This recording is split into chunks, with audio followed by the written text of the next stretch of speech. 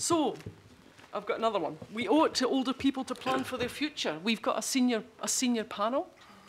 A senior panel very clear about where they want to go. This isn't planning for older people's future, it's planning for the future. But what models have we got to look at? We've got Housing New Zealand, who've been selling off prime sites. Is that what Auckland Development will do?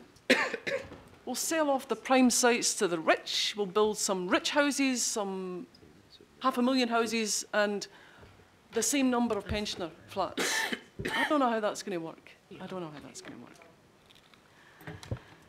So what, yeah, it's the uncertainty. If I had answers to all those questions and could tick them all off, I'd probably tick this one off, but I don't, and it's not the right time. And so I'm going to suggest, councillors, that I'm not putting up an amendment, but I would suggest there's enough uncertainty in this proposal for us to be tie-hoing on it until the time is right.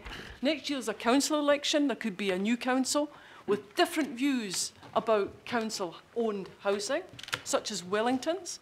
There's always been an issue. There's always been an issue about council ownership of housing. Been through the Banks era where he hawked it off. I thought we were in a new era where we actually cared about the people at the bottom. Maybe I was wrong. So I'm not supporting it at this stage.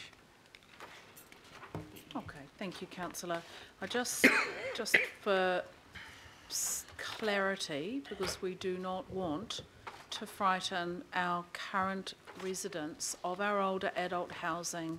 We are not selling off our older adult housing, and we need to be really clear about that.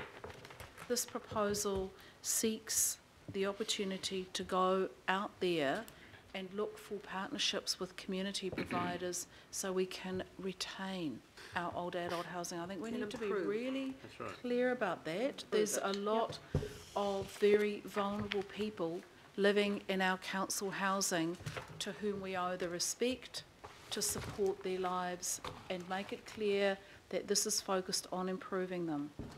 Councillor Clow.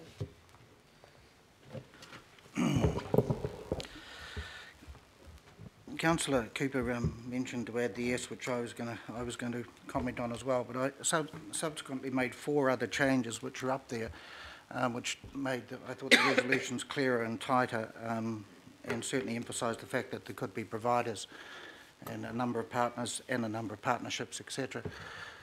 But I can't help at times that we're a little bit PC, and I know where the Independent Marriage Statutory Board comes from and wants to add to emphasise at times, but I thought that was just actually covered by the resolutions anyway, certainly covered in the report. There's 3 pieces there talking about the Maori impact. I don't know why we always have to add something extra all the time. I'll vote for it, but it just doesn't seem to be necessary. Bottom line is, if any providers aren't community housing providers and properly registered, etc., they're not going to be in the race. So, I don't know.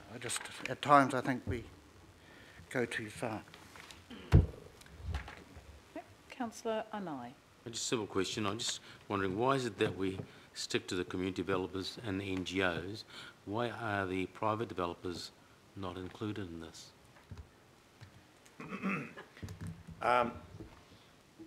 Well, because the stage we're looking at the moment is the ongoing tenant management and the ability to access the government's subsidy regime, and that needs to be both those things in terms of capability and eligibility for subsidy. We need to work through registered community housing providers, and later on when you get to redevelopment and you're looking at as we did with Wilshire, getting someone to come in and build a certain number of units and hand back social housing to the consortium, that's obviously where the private sector will have its role. And to be honest, the private sector players that we've talked to all see themselves in that space. There's not a lot of demand in the private sector to actually be operating social housing villages. Just that I think there's 2 types out there. There's the ones who are in for the quick buck return, as you know, and some take a long-term view, which is what we're talking about here. And they're the ones that we'll want to be in touch with when we get to the redevelopment phase. Yeah. Thank you. Okay. Thank you, everyone. I'm going to put those recommendations... By division. By division. So councillors, you're going to be voting by division on the recommendations from A to C, moved by councillor Fletcher, second by councillor Cooper, with the additions as per the screen. Councillor Anai, Aye. councillor Brewer, Or. councillor Casey, Oh, councillor Cashmore, he's not here, councillor Clow, Yes. councillor Cooper, Or councillor Darby, Or. councillor Filipina, Aye. councillor Fletcher, yes. member Namane, Yes. councillor Penrose, You're on. councillor Yes. Quacks, Yes. councillor Stewart, For worship. member Taipari, Aye. councillor Wayne Walker, Yes. councillor Watson, Yep. councillor Webster, Yes. councillor Wood, Yes. Deputy Mayor Hills. aye. It's carried. Okay. All right, thank you. Very And narrowly. thank you to the team. Madam We Chair. wait the report back with interest. So we now move on to item 16, which is 15, the Work Forward Work Programme.